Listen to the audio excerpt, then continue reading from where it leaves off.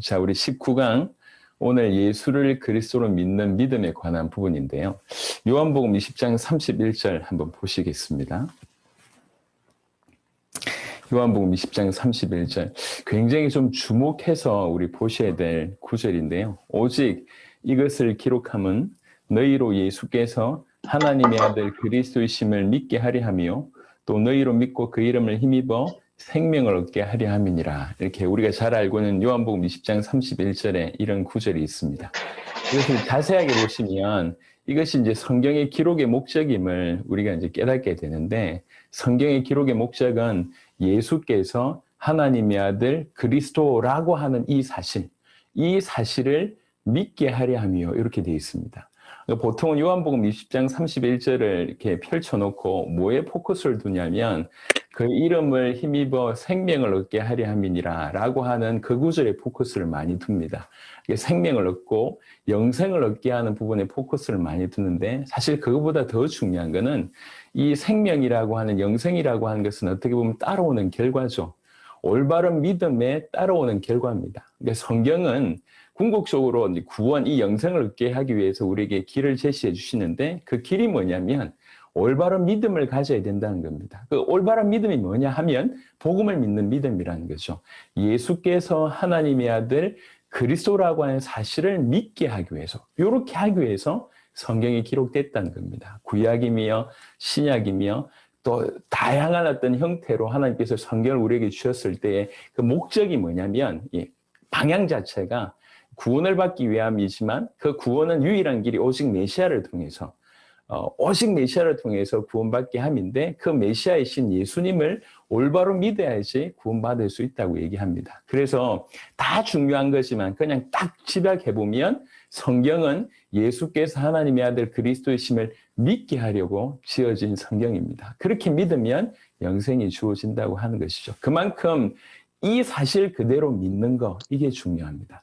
어제까지 우리가 이제 보셨던 것들을 적용을 해보면 예수님을 나의 그리스도로 믿는다고 하는 말은 예수님을 나의 왕으로, 나의 제사장으로, 나의 선지자로 믿는다고 하는 것입니다. 그 말은 그 예수님이 십자가 부활로 나를 사단의 손아귀에서 건져냈다라고 믿는 것이며, 그 말은 예수님이 내 모든 죄를 깨끗이 해결하셨다라고 믿는 것이며, 그 말은 예수님으로 하여금 원수되었던 우리가 하나님을 다시 만났다, 하나님의 자녀가 됐다, 하나님과 다시 화목하게 됐다라고 믿는 것이며, 그렇게 되면 그 예수님이 내 안에 계시다고 믿는 것입니다.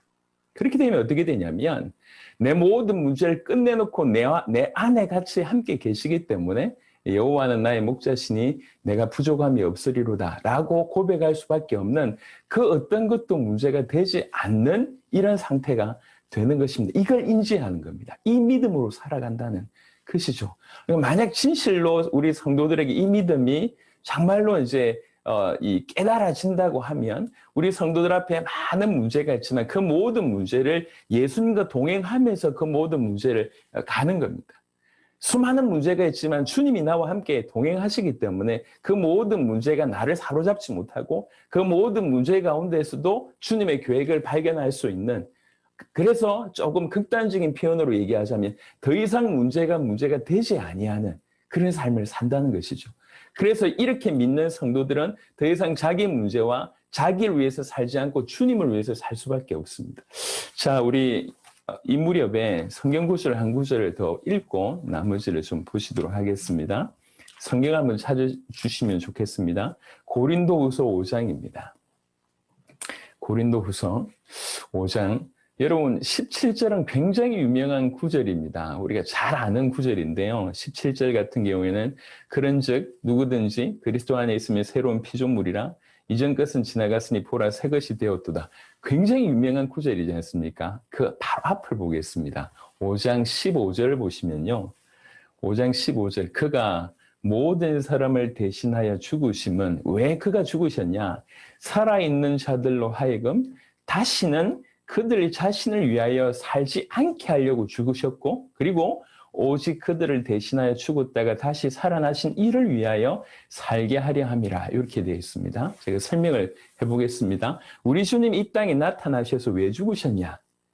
그분이 죽으신 이유가 뭐냐라고 얘기하면서 이렇게 얘기합니다. 살아있는 사람들이 우리가 즉 여기서 살아있다는 얘기는 그냥 그 생명을 가진 어떤 일반적인 사람들을 얘기하기보다 영원한 생명을 얻은 구원받은 자를 얘기하는 거겠죠. 그가 대신해서 죽어서 살게 된 자들을 얘기합니다. 이 구원받은 자, 이 살아있는 자들이 다시는 자기 자신을 위하여 살지 않게 하기 위해서 우리 주님이 대신 죽으셨고, 자기 자신을 위해서 살지 않을 뿐만 아니라 그럼 어떻게 해야 되냐? 우리를 위해서 대신 죽었다가 살아나신 그 주님을 위해서, 우리 주가 되신 그분을 위해서 살게 하시기 위해서, 우리로 그렇게 살게 하기 위해서 그분이 죽으셨다는 겁니다. 즉 구원받은 자로 하여금 더 이상 자기 자신을 위해서 살지 않고 이 구원받은 자가 자기를 구원하신 그 주님 되신 그리스도 예수를 위하여 살게 하기 위해서 우리 주님이 이 땅에 나셨다가 대신 죽으셨다고 얘기를 하고 있습니다. 우리 주님이 왜 죽으셨는지를 가장 적나라하게 설명하는 부분들이 이 고린도후서 5장 15절입니다. 그래서 구원받기 전에는 어쩔 수 없이 의지할 데가 없기 때문에 자기가 자기를 위해서 사는 건 맞습니다. 하지만 구원받은 자는 근본적으로 그가 나를 위해서 죽으셨다라고 인정하고 믿는 자지 않습니까? 그리고 그가 내 모든 문제를 끝내셨다고, 그의 십자가의 능력이라고 하면, 그 부활의 능력이라고 하면 모든 문제를 끝내셨다라고 내가 믿는 것입니다. 그리고 그가 나와 함께 계시다고 내가 믿는 것입니다. 그렇다고 하면 이 사람은 더 이상 자기 자신을 위해서 살 필요가 없는 겁니다. 그래서 자기를 부인해야 된다가 아니라 처음부터 부인할 수밖에 없는 것이죠. 이 부분도 좀 설명을 좀 드리고 싶은데요. 예수님 믿고 자기 자신을 계속 낮춰가는 과정, 물론 그것이 성화의 과정입니다. 하지만 자기를 부인한다는 얘기는 계속 자기를 예수 믿고 자기를 부인한다 그 말도 맞지만 사실은 예수님을 믿는 그 자체가 자기를 부인하는 것입니다. 왜 그러냐면 그가 내 모든 문제를 끝냈다고 내가 받아들이고 더 이상 나는 나를 위해서 살 필요가 없다라고 받아들이고 시작하는 거거든요. 좀 이해되십니까? 이 무슨 말씀이신지? 조금 생각을 해보면 예수님을 그리스도로 믿는다고 하는 그 말 안에는 그가 내 모든 문제를 끝내셨다고 내가 믿는 것이죠. 그의 능력이 나에게 임했다고 믿는 것이고 그가 나와 함께 계시다고 믿는 것이기 때문에 내 모든 문제가 이미 끝났는데 왜 내가 나를 위해서 삽니까?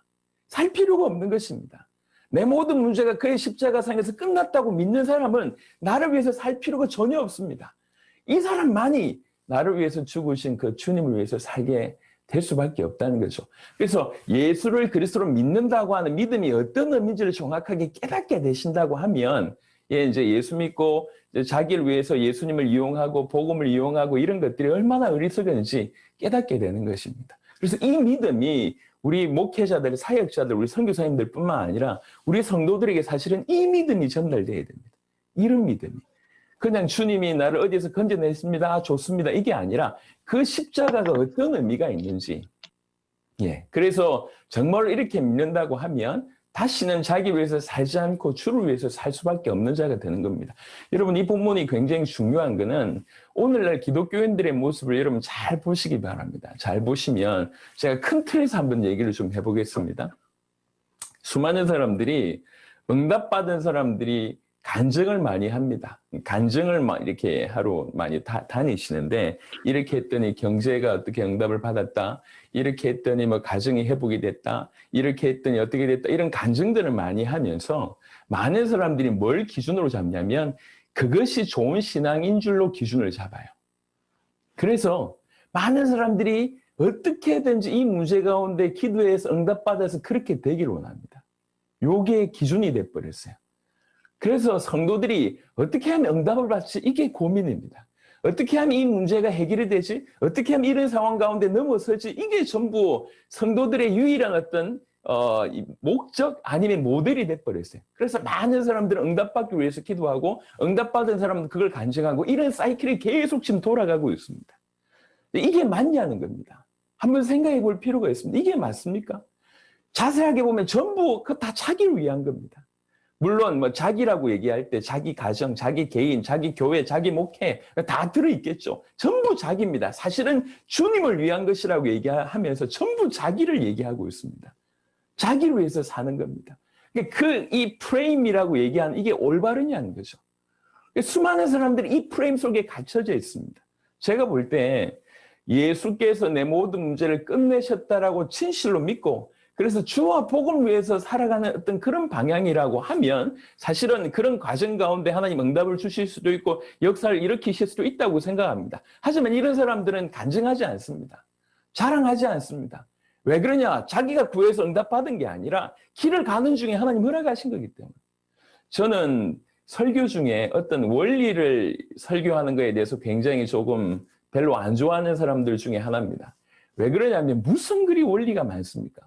설교 때마다 세 대목 얘기해가지고 세 가지 원리 얘기하고 1년만 해도 원리를 한 수십 가지, 수백 가지 얘기하는 것 같습니다. 5만 대만 원리를 다 얘기합니다. 원리입니까, 그게? 이렇게 하면 이렇게 응답받는다라고 하는 어떻게 보면 믿기 같아요.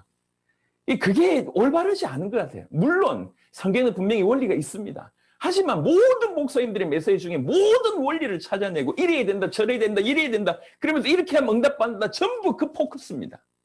어떻게든 성도들이 그 상황 속에서 어떤 해방받기를 원하고 응답받기를 간절히 원해서 그 메시지를 받아들이긴 하지만 그게 맞냐는 겁니다.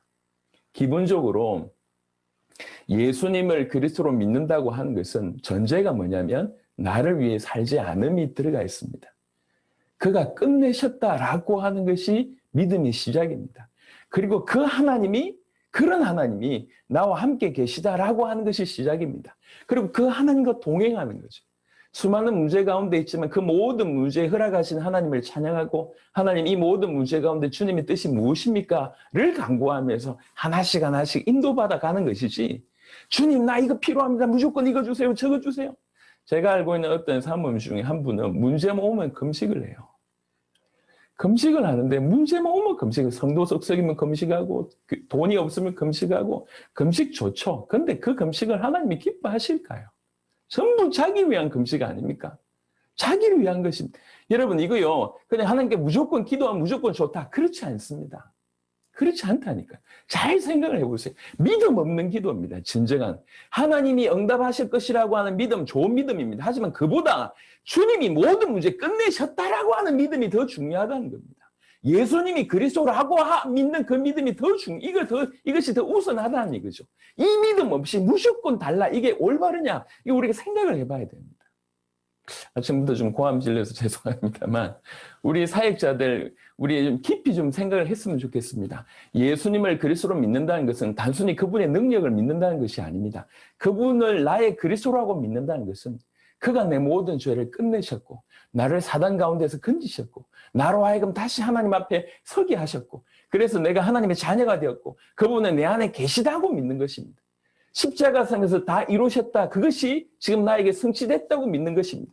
그러면 만왕의 왕이신 그분과 길을 걷는 거 아닙니까? 문제가 틀림없이 있겠죠. 오히려 예수 올바로 믿기 전보다 예수 믿은 이후에 문제가 더욱 많을 것입니다. 틀림없이 그럴 것입니다. 하지만 이 모든 것도 끝났다. 이 모든 것을 매이지 않는 겁니다. 예를 들면 저 같은 경우에도 이 복음을 가지고 이 믿음을 가지고 뛰는 중에 문제가 훨씬 많이 생기죠. 비난도 생기고 이제 우리 그 성도들 중에는 정말 감사하게 지금까지 교회 성도들의 변화가 참 많았습니다.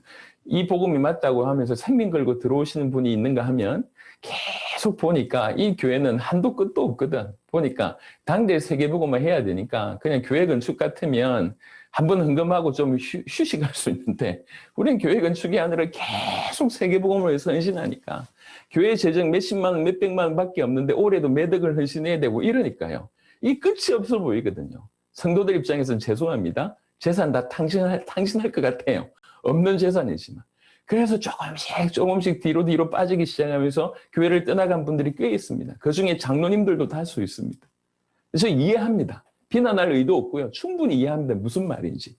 그러니까 보니까 이 한도 끝도 없거든, 교회에. 문제가 왜 없겠습니까? 수많은 문제가 있습니다. 하지만 하나님, 이거 어떻게 해주십시오. 저거 어떻게 해주십시오. 중요하지 않습니다. 오히려 이런 모든 상황에 벌어진 하나님의 뜻이 무엇인지를 구하고 이런 상황 가운데도 어떻게 세계복음을 할 수 있을까를 구하고 그것이 맞다 그러면 목숨 걸고도 그 길을 계속 걸어왔습니다. 어떻게 이거 해결해 주십시오. 저거 해결해 주십시오. 제가 일일이 얘기할 수 있는 시간도 없습니다. 하나님이 모르시냐는 거죠. 하나님이 아시지 않습니까? 우리 안에 있는 모든 문제를 하나님이 허락하셨습니다. 결국 그 문제를 통해서 더욱 주께 가까이 가기를 원하고 그 문제를 통해서 더욱 주님께 영광 돌리기를 원하실 거 아닙니까? 포커스가 그쪽으로 계속 가야 될 거 아닙니까? 어떻게든 이거 해결해 주십시오. 이게 올바르지 않습니다. 그래서 응답 받아놓고 이렇게 하면 응답 받습니다. 원리 1, 원리 2, 원리 3, 오만 얘기 다 하는데 그런 원리대로 안 일어나요. 경험 안 해보셨습니까? 암만 따라해도 안 일어난다니. 그게 원리가 아니에요. 왜 원리를 제시하고 그 원리대로 해야 된다고 얘기합니까? 그게 100% 성경 그대로 원리가 맞고 그게 맞다고 하면 모르겠는데 그게 아닌 경우들이 너무 많습니다. 너무나 지구상의 목사님들의 만들어낸 원리만 뽑아내도 아마 수천만 가지 될걸요? 성경 들고. 뭐가 그리 원리가 많습니까? 제가 답답해서 그럽니다. 오만 얘기를 다 끄집어내요. 그래서 그 틀 안에 묶이길 바랍니다. 그래서 어떻게 하면 응답받는 뭐 몇 가지, 1번, 2번, 3번. 이렇게 하면 뭐 이렇게 가정회복되는 몇 가지, 1번, 2번, 오만 얘기 다 꺼내놓고 얘기하고 있습니다. 제가 답답합니다. 물론 기도하고 엎드려서 나름대로 찾아내서 성도들에게 전달하려고 하는 거 이해됩니다. 큰 걸 놓치면 작은 것에 매일 수밖에 없어요. 주께서 모든 것을 끝내셨다고 믿어지지 않으니 끝내려고 오만 방법을 다 쓰는 겁니다. 진짜 중요한 거는 그의 십자가상에서 다 이루신 사건이 나에게 성취됐다고 믿는 겁니다. 예수님을 나의 그리스도라고 믿는다는 것은 그런 의미입니다. 그가 내 모든 문제를 끝내셨구나. 내 본질적인 문제를 끝내놓고 아예 그분이 내 안에 계시구나. 나와 함께 계시구나. 그리고 나와 함께 동행하면서 내 앞에 있는 수많은 문제를 같이 풀기를 원하시고 그 모든 문제를 통해서 더욱 주님을 바라보기를 원하시고 그 문제 끝에 있는 이 모든 상황 가운데도 흔들리지 않고 끝에 있는 주님 오심을 준비하기를 원하시는 그것이 예수를 그리스도로 믿는 믿음입니다. 그 믿음이 우리 성도들에게 전달되어야 됩니다. 그렇지 않으면 우리 성도들은 죄송하지만 일평생 교회 다니면서 결국 자기 문제 해결하기 위해서 예수님 이용하는 그런 인생입니다. 조금 극단적으로 얘기를 해보겠습니다. 조금 더 극단적으로. 저 밖에 있는 우상들이요. 잘 생각해보면 우상들의 특징이 다 못났어요. 못생겼고 뭐 무섭고 그런데 왜 우상들을 섬길까요? 우상들을 섬기는 기본적인 그들의 생각이 뭘까요? 기본적인 그들의 생각은 저 우상에 열심히 하면 내 기도, 내 소원에 응답해 줄 것 같아서 우상을 섬깁니다. 우상을 섬기는 이유는 우상이 좋기 때문에가 아니라 내 것을 그가 해결해 줄 것 같아서 우상을 섬기는 거예요. 저변에 뭐가 깔려있냐면 내가 바라는 어떤 소원, 나의 어떤 뭐 기도의 어떤 제목, 요거 어떻게 하면 이상하게 생겼고 무섭게 생긴 저것이라도 어떻게 해결해 줄 수 있을 것 같아서 그렇게 우상에게 기도하고 우상에게 모든 걸 드리는 거 아닙니까? 우상이 너무 좋아서 가는 게 아니에요. 결국 자기를 위해서, 자기 문제 해결을 위해서 우상에게 갑니다. 자, 이게 지금 교회 안에 그대로 들어와 있다고 한번 생각을 해보십시오. 오랫동안 너무 성도들은요, 예수님 자체를 바라지 않습니다. 하나님 자체를 구하지 않습니다. 그분에게서 어쨌든지 좀 죄송합니다. 요즘에 이제 상황 보니까 나이가 들어도 독립하지 못하는 이런 자녀들이 많다고 합니다. 그래서 중년이 돼도 연세 많으신 그 부모님에게 어떤 뭐 이렇게 좀 어린 말로, 속된 말로 쪽쪽 빨아내는 이렇게 삶을 사는 사람들이 우리나라뿐만 아니라 일본에도 많이 있다고 들었습니다. 그런 식인 것 같아요. 어떻게든 그분에게서 뭔가 빼내려고 하는. 조금 수준 낮은 말이죠. 하지만 잘 생각해 보세요. 우리가 그러고 있지는 않은지. 수십 년을 신앙생활을 했는데도 예수님이 누군지를 몰라요. 하나님이 누군지를 몰라요. 그 하나님을 구하지 않습니다. 그냥 하나님이 나에게 뭔가 주시기만을 구하는 거죠. 그게 신앙생활 10년, 20년, 수십 년 되는 겁니다. 정작 하나님이 누군지를 10년 전과 지금 똑같은 수준이에요. 하나님에 대해서는 할 말이 없어. 그냥 겨우 한다는 말에 하나님 나에게 응답 주셨습니다. 이렇게 얘기하고 있습니다. 굉장히 중요한 얘기라고 생각합니다. 그래서 예수를 그리스도로 믿는다고 하는 그 믿음이 무엇인지를 우리가 생각을 잘 해보고 이 믿음이 지금 우리 안에 무엇보다도 우리 성도들한테 전달돼야 돼요. 예수님이 그리스도이심을 정확하게 설명해주고 네가 이런 예수님을 그리스도로 믿어야 된다. 이 예수님을 그리스도로 믿는다는 말은 이런 뜻이다. 그 그리스도이신 예수님이 네 모든 근원의 문제를 해결해서 너로 하여금 사단 가운데서 해방시키고 너의 죄를 깨끗이 해결하고 너로 하여금 다시 하나님 만나게 하셔서 하나님 자녀되게 하시고 그 하나님은 네 안에 계셔서 네 삶을 같이 살아주신다는 것이다. 그렇다고 하면 그분이 네 모든 문제를 끝내놓고 너와 함께 사신다고 하면 더 이상 너는 너를 위해서 살 필요 없지 않냐. 오직 주와 복음을 위해서 주의 영광을 위해서 사는 것이 아니냐. 그게 믿는 것이다. 이게 성도들에게 전달돼야 됩니다. 그래서 성도들이 지금까지 해왔던 그 모든 것들에서 정신을 딱 차려야 돼요. 내가 과연 예수님을 믿는다는 것이 무엇인지 정신을 차리고 그러고 나서 다시는 저 불신자처럼 우상 숭배하는 수준으로 예수 믿는 게 아니라 모든 것을 끝내놓으셨다고 하는 믿음으로 오직 주님만을 바라보며 사는 인생들이 되게 해야 됩니다. 그래야지 교회가 새로워진다고 생각을 합니다. 교회 내 문제를 논하자고 하면 너무 많지만 여러분 궁극적으로 한번 생각을 해보세요. 제가 지난번에도 말씀을 드렸지만 하나님의 백성들이 모인 곳이 교회랍니다. 그게 교회의 정의지 않습니까? 근데 저는 어릴 때부터 고민이었어요. 하나님의 백성들이 모인 교회인데 왜 교회에 이렇게 문제가 많을까? 왜 교회가 이렇게 갈등이 많을까? 예. 뭐 보니까 이제 뭐 피아노 위치 어디냐 그거 가지고 싸우기도 하고 꽃꽂이 누가 하냐 그거 가지고 싸우기도 하고 제가 어릴 때 다녔던 그 모교회도 이제 장로님들하고 담임 목사님하고 늘 갈등이고요. 담임 목사님이 이제 개척하신 분이 아니다 보니까 이 교회가 왜 이렇지? 교회가 왜 이렇지? 그리고 이제 그 어떤 뒷담화보다 교회 뒷담화가 심하잖아요. 뭐 모여가지고 오만 얘기 교회 얘기 다 합니다. 왜 이럴까요? 저는 어릴 때부터 이해가 안 됐습니다. 왜 교회 일이 문제가 많습니까? 제가 지금 교회 비난한다고 생각하시면 안 됩니다. 저는 어떻게든 세계복음을 하기 위해서는 교회가 살아야 된다고 생각하니까 있는 그대로로 우리가 펼쳐놓을 필요가 있다고 생각합니다. 교회 이렇게 왜 이 문제가 많을까? 어떤 한 개인을 얘기한 게 아닙니다. 또 하나는 목회자들 왜 이렇게 힘들어할까? 성도님들은 왜 이렇게 방황할까? 교회가 왜 이렇게 됐을까? 하나님의 은혜로 문제가 행정의 문제며 메시지의 문제며 아니면 그 안에 있는 사람의 문제며 경제의 문제며 수많은 문제를 논할 수 있지만 궁극적으로 제가 본 건 문제가 하나입니다. 어디 위에 교회가 섰느냐 결국 그거죠. 반석 위에 교회가 서면 음부의 권세가 이기지 못합니다. 음부의 권세가 수많이 공격해 오지만 반석 위에 선 교회는 무너지지 않습니다. 이 반석은 마태복음 16장에 주는 그리스도시요 살아계신 하나님의 아들이십니다라고 얘기할 때 예수님이 얘기했습니다. 너는 반석이다. 베드로라고 하는 사람이 반석이 아니고 물론 그 사람도 반석이지만 이걸 잘못 이해해서 지금 저 교황은 베드로 수익군을 주장하면서 교황들이 다 베드로의 그 배경 가운데 왔다고 얘기하지 않습니까? 그 사람 자체도 중요하지만 진짜 반석은 뭘 얘기하냐면 주는 그리스도시요 살아계신 하나님의 아들이십니다라고 하는 이 복음 그리고 이 복음을 믿는 믿음, 그리고 그 믿음을 가진 자, 이게 반석입니다. 이 반석 위에 교회가 서야 돼요. 이 반석. 올바른 복음의 터 위에 교회가 서야 됩니다.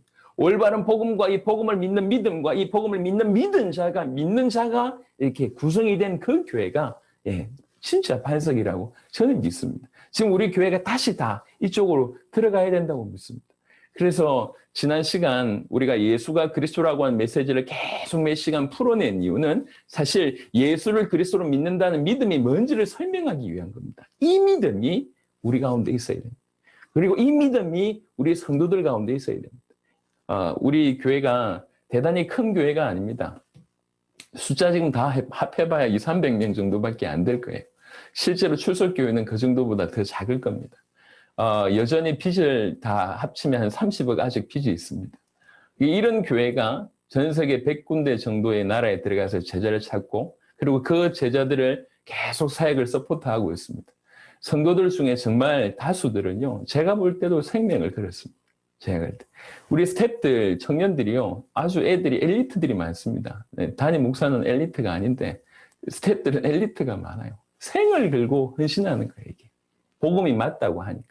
우리 교회 성도들도 마찬가지입니다.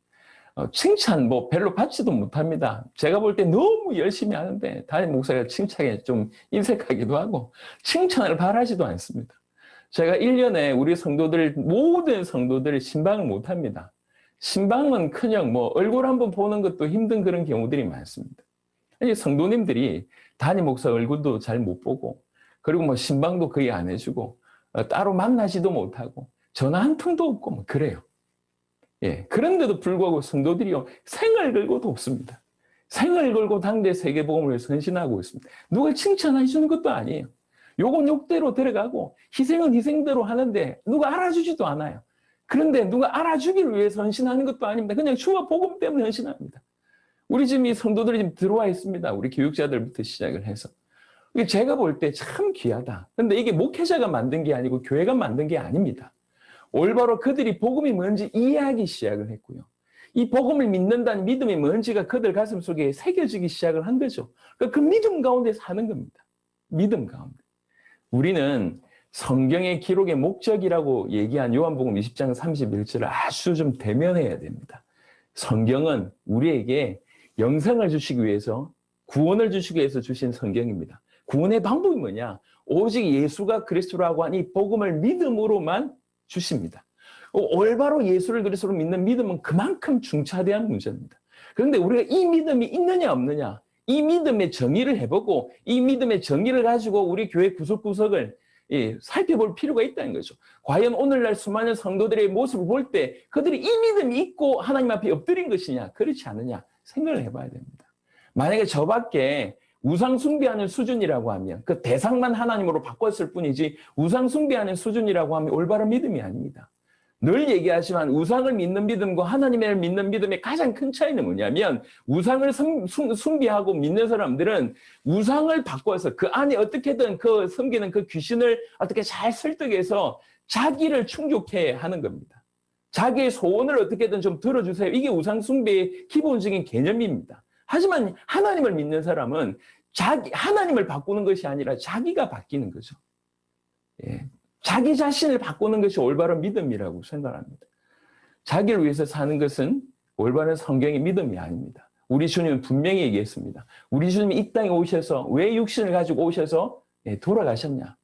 왜 죽으셨냐? 이유 하나입니다. 살아있는 자들로 하여금, 정확하게 얘기하면 당신이 죽음으로 살리신 그 살아있는 자들로 하여금 다시는 자기를 위해서 살지 않게 하기 위해서. 그래서 오직 자기만을, 우리 주님만을 위해서 사는 자가 되게 하기 위해서 그는 생명을 드렸다고 얘기합니다. 우리 성도들에게 이런 모습이 전달돼야 됩니다. 어떻게 자기를 위해서 살지 않을 수 있습니까? 내 모든 문제가 끝났다고 믿어지면 더 이상 자기를 위해서 살 필요가 없어요. 그래서 디모데후서 같은 데는, 디모데후서도 한번 성경 찾겠습니다. 디모데후서 2장 3절 4절 보시겠습니다. 디모데후서 2장 3절 4절 너는 그리스도 예수의 좋은 병사로 나와 함께 고난을 받으라. 그러면서 4절은 이렇게 얘기합니다. 병사로 복무하는 자는 자기 생활에 얽매이는 자가 하나도 없나니 이는 병사로 모집한 자를 기쁘게 하려 함이라. 구원받은 우리의 모습을 가장 잘 설명하는 구절입니다. 우리는 좋은 군사로 부르심을 받았습니다. 군대를 갔다 오신 분은 알겠지만 군대에서는 모든 걸 책임져 줍니다. 먹여주고 입혀주고 재워줍니다. 그리고 나서 나라만 지키라는 거죠. 이게 군사로 부를 때, 군인으로 부를 때에 나라가 약속하는 겁니다. 그래서 군인이 들어가서 어디서 자지? 내가 뭐 먹지? 내가 어떤 옷을 입지 고민하지 않습니다. 물론 옷이 많지는 않지만 군복밖에 없긴 하지만 고민하지 않습니다. 왜 그러냐? 그건 다 채워주니까요. 그러니까 내가 할 일만 하면 되는 겁니다. 그게 나라를 수호하는 것이죠. 이게 군인의 기본적인 생각입니다. 우리 주님은 그렇게 얘기했습니다. 우리 주님께서 너희를 좋은 군사로 불렀다. 그러니까 좋은 군사로 부르는 사람은 자기 생활에 얽매이지 않는다는 거죠.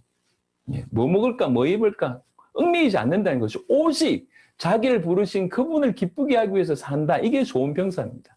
여러분 이거 하고 흐름이 똑같은 것이 마태복음 6장입니다. 너희는 무엇을 먹을까? 무엇을 마실까? 무엇을 입을까? 염려하지 마라. 너희 하나님이 아신다. 그러니 너는 먼저 그의 나라와 그의 의를 구하라. 그리하면 이 모든 것을 더하여 주시리라. 이건 더해 주시는 겁니다. 그러니까 뭐 먹을까, 뭐 입을까, 뭐 마실까 이것이 우리의 포커스가 아니라는 거죠. 이게 자기를 위해서 사는 거지 않습니까? 이게 포커스가 아니라는 겁니다. 하나님의 나라, 주와 복음을 위해서 살게 된다고 하면 우리가 그렇게 부르심을 받았으니까 어떻게 하면 그분을 기쁘시게 할까? 여기 우리의 주 포커스고 우리의 주된 관심사여야 된다는 거죠. 이렇게 하면 이 모든 것을 너에게 더하시리라. 이렇게 얘기를 하는 겁니다. 이게 예수를 그리스도로 믿는 믿음의 다른 표현입니다. 우리는 진실로 그 예수님의 십자가와 부활이 그 능력이 얼마나 엄청난 줄 알고 그걸 진실로 믿음으로 받아들이고 이 믿음으로 받아들인 이후에 더 이상 자기 생활에 얽매이지 않으면서 주와 복음을 위해서 살아갈 수가 있다고 생각합니다. 예수를 그리스도 믿는 믿음, 이 믿음이 정확하게 이해되어지고 전달되기를 바랍니다. 자, 그래 놓고 교재를 잠시 보시도록 하겠습니다.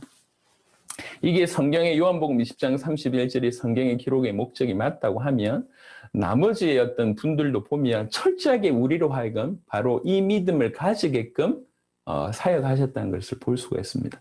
먼저 예수님의 사역을 보면 내가 거기 있지 아니한 것을 너희를 위하여 기뻐하노니 이는 너희로 믿게 하려 함이라. 그러나 그에게로 가자. 나사로를 살리시는 바로 그 장면입니다.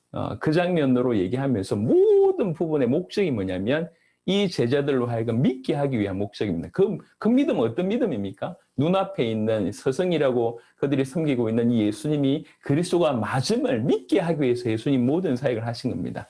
표면적으로 볼 때는 무리의 사역들을 하셨지만 이면적으로 볼 때는 제자들을 위한 사역이었고 제자들을 위한 사역을 한마디로 얘기하자면 그 제자들이 올바로 믿을 수 있게 하는 사역이었습니다. 예수님 당신이 누구신지를 정확하게 믿게 하는 사역이 가장 필수적인 사역이었다는 거죠. 요한복음 11장 42절에 항상 내 말을 들으시는 줄 내가 알았나이다. 그러나 이 말씀 하옵는 것은 둘러선 무리를 위함이니 곧 아버지께서 나를 보내신 것을 그들로 믿게 하려 함이니이다. 요한복음 13장 19절에 보니까 지금부터 일이 일어나기 전에 미리 너희에게 일러두면 일이 일어날 때에 내가 그인 줄 너희가 믿게 하려 함이로라. 요한복음 14장 29절에 이제 일이 일어나기 전에 너희에게 말한 것은 일이 일어날 때에 너희로 믿게 하려 함이라. 요한복음 17장 21절에 아버지께서 내 안에 내가 아버지 안에 있는 것 같이 그들도 다 하나가 되어 우리 안에 있게 하사 세상으로 아버지께서 나를 보내신 것을 믿게 하옵소서. 예수님은 이 땅에 오셔서 올바른 믿음을 가질 수 있도록 사역을 하신 것입니다. 결국 그 믿음이 구원에 이를 수 있는 믿음이고 결국 그 믿음이 전 세계를 살릴 수 있는 믿음이기 때문에 그렇습니다. 세례 요한 또한 요한복음에는 세례 요한이 왜 왔는지를 설명을 하면서 이렇게 얘기합니다. 그가 증언하러 왔으니 곧 빛에 대하여 증언하고 모든 사람이 자기로 말미암아 믿게 하려 함이라. 세례 요한이 자기를 통해서 그 빛, 그리스도이신 예수님을 믿게 하기 위해서 세례 요한은 사역을 했다. 이렇게 평가를 하고 있습니다. 사도 요한 또한 요한복음의 저자인 사도 요한 또한 이를 본 자가 증언하였으니 그 증언이 참이라.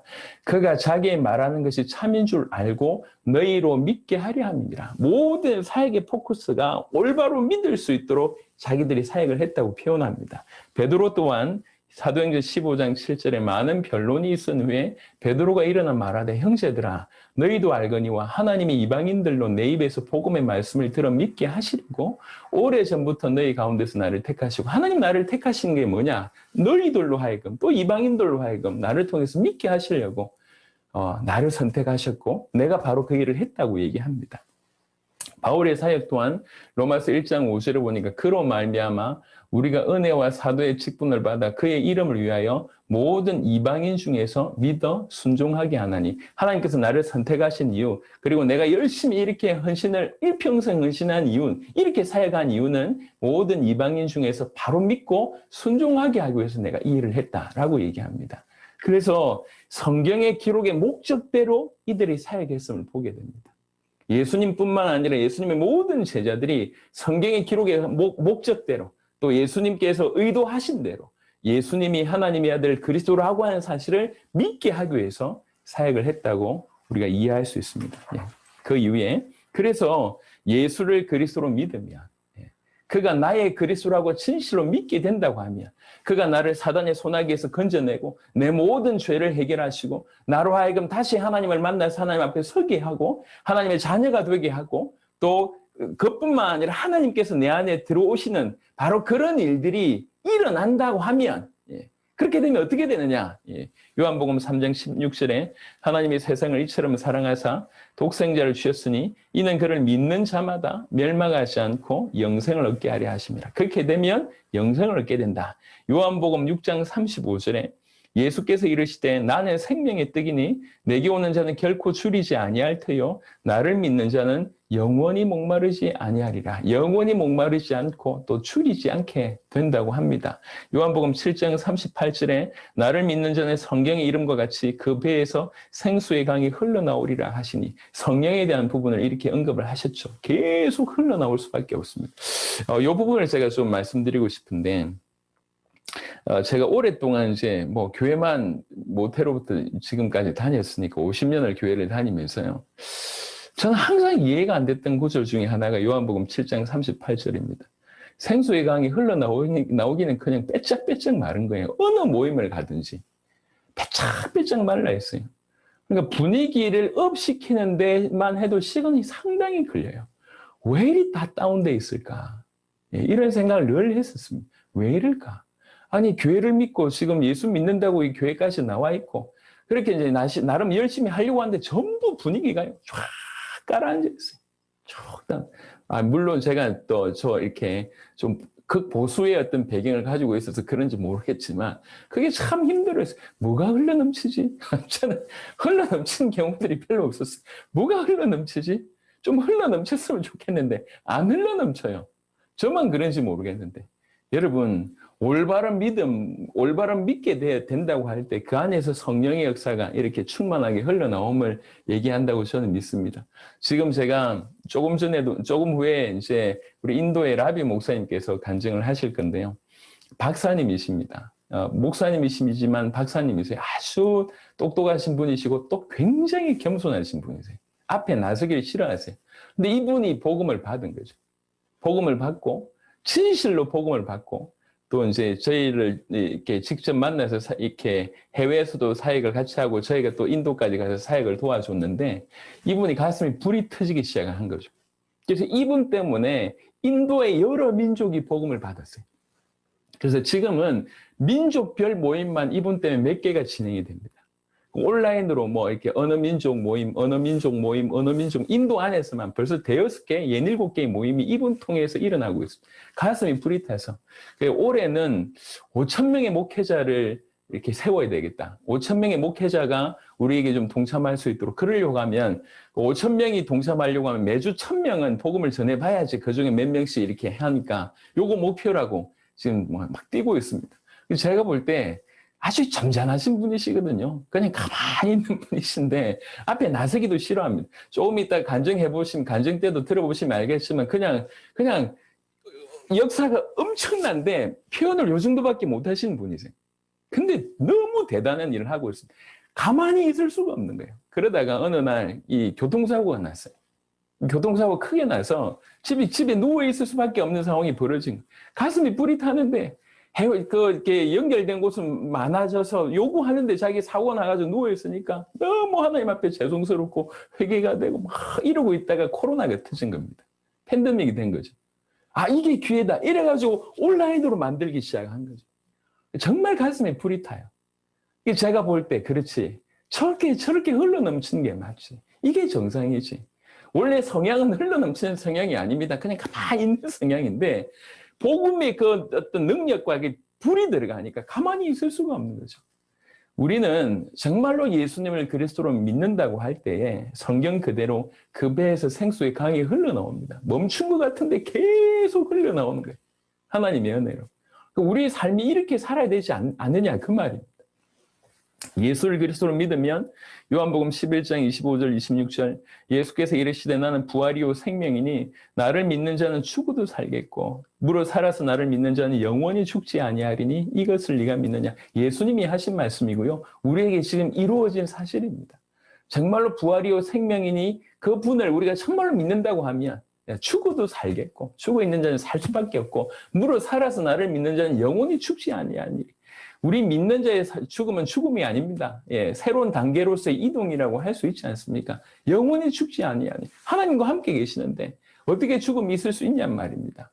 그만큼 이 예수를 그리스도로 믿는 믿음이라고 하는 것이 우리에게 주신 은혜가 너무 어마어마합니다. 요한복음 14장 12절에 내가 진실로 너에게 이르노니 나를 믿는 자는 내가 하는 일을 그도 할 것이요 또한 그보다 큰 일도 하리니 이는 내가 아버지께로 갑니다. 저는 이 말씀 가지고 한참 고민했습니다. 이게 무슨 말이지?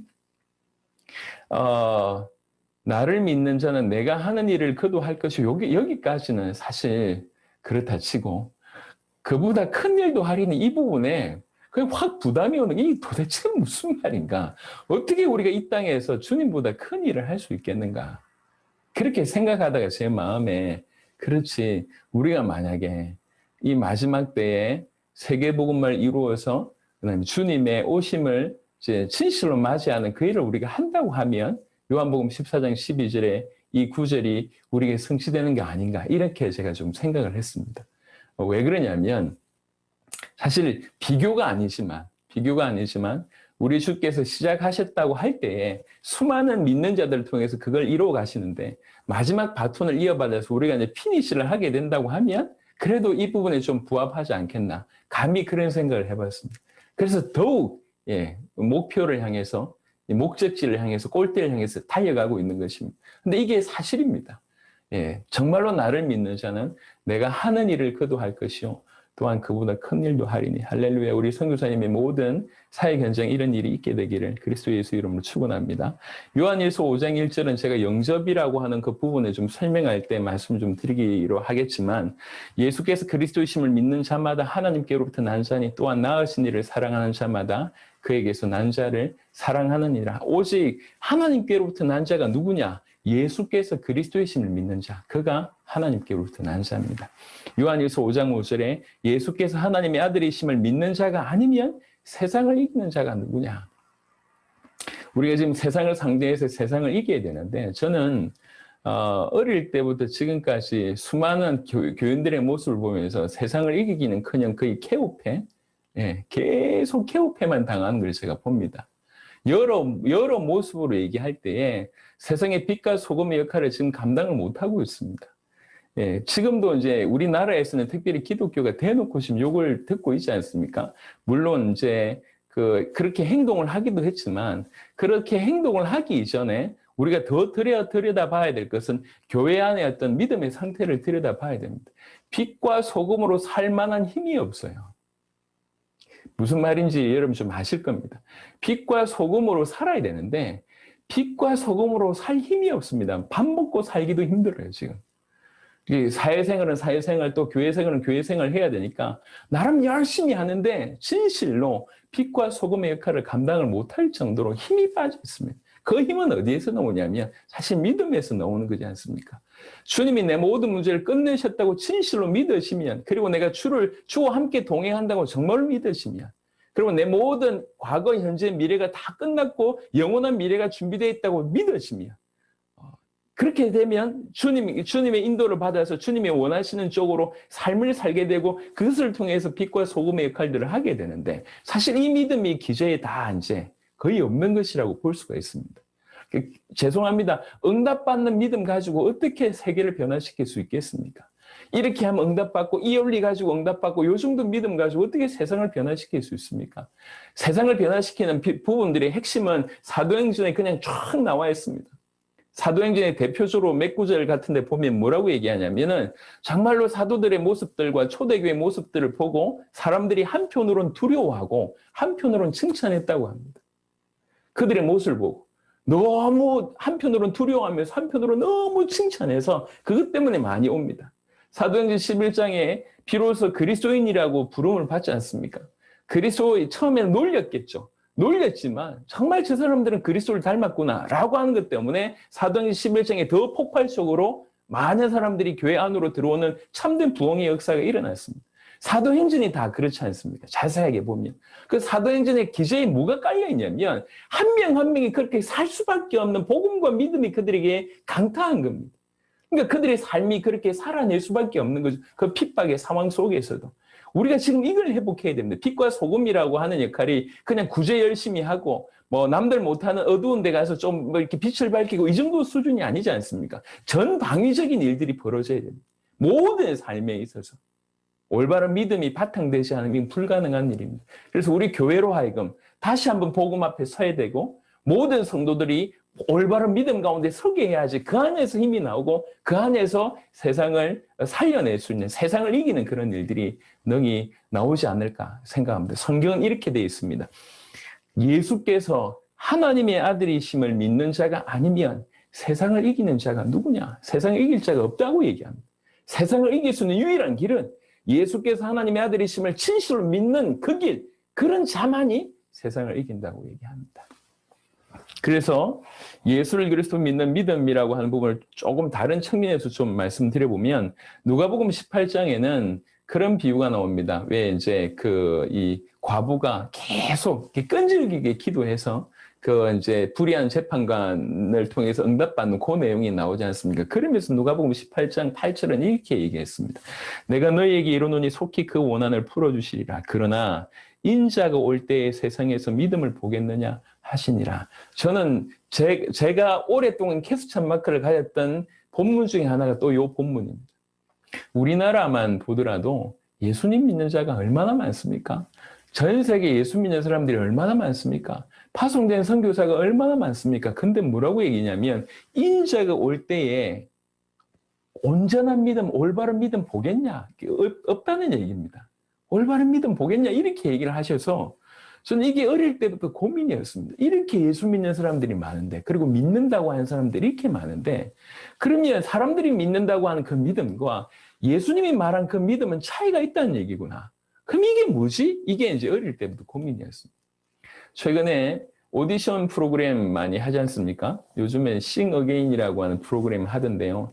거기에 보니까 이재철 목사님 아들이 지금 나와가지고 열심히 이렇게 하고 계시더라고요. 지금 아주 대박을 내신 분이 이재철 목사님 아들이시라는 고급 정보를 제가 얻었습니다. 여하튼 싱 어게인을 보면 기준이 뭐냐면 노래하는 사람과 심사하는 사람의 기준이 달라요. 노래하는 사람들은 내가 좀 하는데 이렇게 나온 거 아닙니까? 그까지 나오려고 하면 그래도 노래 잘한다는 소리 듣고 나온 거 아닙니까? 출전하는 사람들이 생각하는 노래 잘함과 심사하는 사람들이 얘기하는 노래 잘함은 다른 얘기예요. 똑같은 노래를 잘한다고 하는 말을 표현하고 있지만 이게 다릅니다. 제가 드리고 싶은 말씀이 그렇습니다. 수많은 기독교인들이 말하는 믿음이라고 한 것과 우리 예수님이 생각하는 그 믿음이라고 하는 것은 조금 다릅니다. 이게 뭘까요? 그게 제 고민이었습니다. 이게 뭘까요? 도대체 인자가 올 때 믿음을 보겠냐고 얘기할 때 그 주님이 원하시는 믿음은 뭘까요? 그 믿음은 성경에 기록된 목적과 다르지 않을 거라고 저는 생각합니다. 예수께서 하나님의 아들 그리스도이심을 믿게 하려 함이라 라고 되어 있는 그 성경의 기록의 목적과 우리 주님이 인자가 오실 때에 원하는 그 믿음과 저는 다르지 않다고 생각합니다. 요한복음 6장 29절에 예수께서 대답하여 이르시되 하나님께서 보내신 이를 믿는 것이 하나님의 일이니라 하시니라. 최고의 하나님의 일이 올바른 믿음을 가지는 것입니다. 로마서 10장 17절 그러므로 믿음은 들음에서 나며 들음은 그리스도의 말씀으로 말미암았느니라.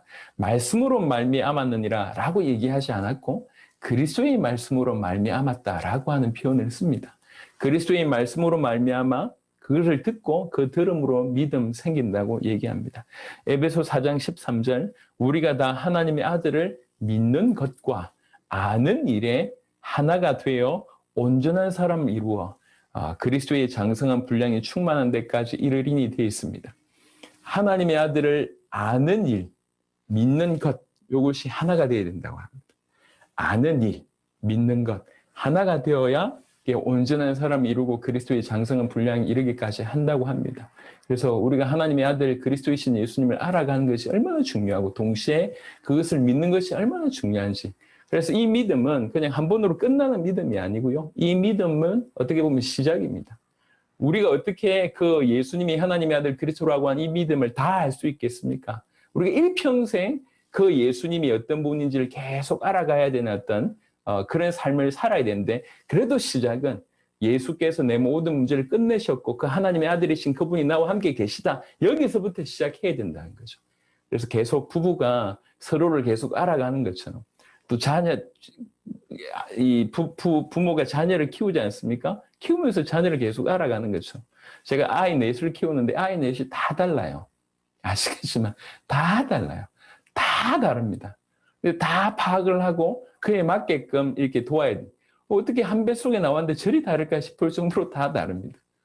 그게 내가 과연 내 아들을 다 알고 있나 싶은데도 다 아는 게 아닙니다. 그렇잖아요. 그 생명체가 그런 거 아닙니까? 계속 우리는 예수님을 알아가야 됩니다. 그래서 진짜 구원받는 사람들은 딴 생각을 할 시간이 없습니다. 어찌하든지 계속 예수님을 알아가는 삶입니다. 마지막 한 구절을 보고 간증하는 시간 갖도록 하겠습니다. 빌립보 3장을 보겠습니다. 저는 개인적으로 가장 좋아하는 구절 중에 하나인데요. 빌립보서는 바울이 감옥에 앉아서 빌립보 교인들한테 쓴 편지 아닙니까? 그 편지에 이런 얘기를 했습니다. 내가 여전히 간절히 알고 싶은 것이 몇 가지가 있다. 너무 알고 싶어서 내가 어떻게든지 빨리 죽어서 부활에 이르고 싶다. 빨리 죽어서 부활에 이르면 내 그 사실을 알 수 있지 않겠냐. 이렇게 얘기합니다. 이 땅에서 그 누구보다도 그리스도 예수를 잘 알았고 그리스도 예수를 잘 전했고 삼층천까지 올라가는 그 정도의 기도를 했던 분이 지금 수십 년 복음 전하고 나서 감옥에 앉아가지고 얘기하면서 나는 여전히 알고 싶은 거 있다고 고백을 하는 거죠. 빌립보 3장 10절에 보면 빌립보 3장 10절에 내가 그리스도와 그 부활의 권능과 그 고난의 참여함을 알고자 하여 알고자 하는 것이 세 가지입니다. 내가 여전히 그리스도를 알고 싶고 그 부활의 권능을 알고 싶고 그 고난의 참여함을 알고자 하여 그의 죽으심을 본받아 어떻게든지 죽은 자 가운데서 부활에 이르려 하노니라고 고백합니다. 사도가. 저는 이게 너무너무 부러운 거예요. 그리고 우리가 다 이뤄야 되지 않냐. 지구상에 그 어떤 사람들보다 예수님을 가장 잘 알았던 인물은 사도 바울이라고 얘기할 수 있습니다. 우리 뭐 이렇게 신학의 대부분이 그분을 통해서 나왔다고 우리가 볼 수 있으니까. 근데 가장 어떻게 보면 가장 그리스도를 잘 아시는 분이 맨 앞에 서서 뭐라고 얘기하냐면 여전히 목마르다고 얘기를 하는 겁니다. 나는 여전히 그리스도를 알고 싶고 그 부활의 권능을 알고 싶고 그 고난의 참여함을 알고자 한다고 얘기해요. 그러니까 아는 방법이 그냥 머리로 아는 게 아니니까 빨리 어떻게든 죽어서 부활에 이르면 알 수 있지 않겠냐 이렇게 얘기를 하는 겁니다. 이렇게 목마릅니다. 그러니 일평생 딴 생각, 죄송합니다. 저급한 용어를 얘기해 보겠습니다. 딴짓 할 여유가 없는 거예요. 예수 이름 빙자해서 엉뚱한 거 추구하는 인생들이 아닙니다. 오직 예수님. 오직 예수. 이게 사도 바울의 인생이었습니다. 우리가 예수님을 하나님의 아들 그리스도로 다 깨닫고 나서 계속 그리스도이신 하나님의 아들이신 그 예수님을 인격적으로 알아가고 닮아가고 살아가고 따라가고 이런 인생을 사는 것이 우리 모든 성도된 바에 당연한 삶 아닌가 생각합니다. 예수님을 그리스도라고 믿는 이 믿음이 우리 모든 사역자들, 우리 선교사님들에게 임하고 또 우리 메시지를 전달받는 우리 대상들에게 임하기를 바라고 나아가서는 전 세계 모든 믿는 자에게 참된 어떻게 보면 진정한 밑으로부터 안으로부터 그들 속으로부터의 개혁들이 일어나기를 간절히 소원합니다. 그래서 모든 믿는 자가 예수님을 하나님의 아들 그리스도라고 믿고 그 예수님을 바라보고 예수님을 알아가면서 예수님을 증언하다가 예수님 다시 오심을 준비하는 그런 인생 살아야 되겠습니다. 그러면 세상에 매이지 않고 세상을 이겨가며 빛과 소금의 역할을 감당하며 진정한 하나님의 나라를 이 땅에 실현하는데 같이 쓰임받지 않을까 생각합니다.